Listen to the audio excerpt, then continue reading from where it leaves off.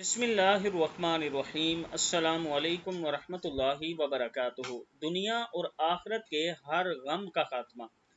حضرت ابو درداء رضی اللہ تعالیٰ عنہ فرماتے ہیں کہ رسول اکرم صلی اللہ علیہ وآلہ وسلم نے فرمایا، جو شخص صبح و شام 7 مرتبہ یہ کلمات پڑھ لے گا تو اللہ تعالیٰ اس کے دنیا اور آخرت کے ہر غم سے نجات کے لیے کافی ہو جائے گا۔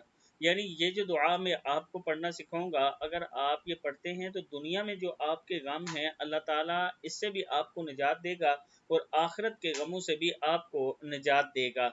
دعا ہے حسبی اللہ، حسبی اللہ، حسبی اللہ، لا الہ الا ہو، علیہ توکلت وہو رب العرش العظیم۔ حسبی اللہ، لا الہ الا ہو، علیہ توکلت وہو رب العرش العظیم۔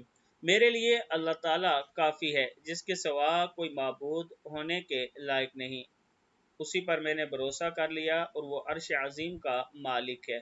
5 چیزوں کی حفاظت کی دعا۔ دین، نفس، اولاد، اہل و عیال اور مال کی حفاظت کے لیے اس دعا کو صبح و شام 1 مرتبہ ضرور پڑھیں۔ بسم اللہ علی دینی و نفسی و ولدی و اہلی و مالی۔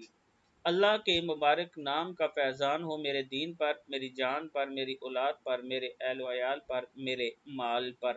اللہ تعالی ہم سب کو اس پر عمل کرنے کی توفیق دے۔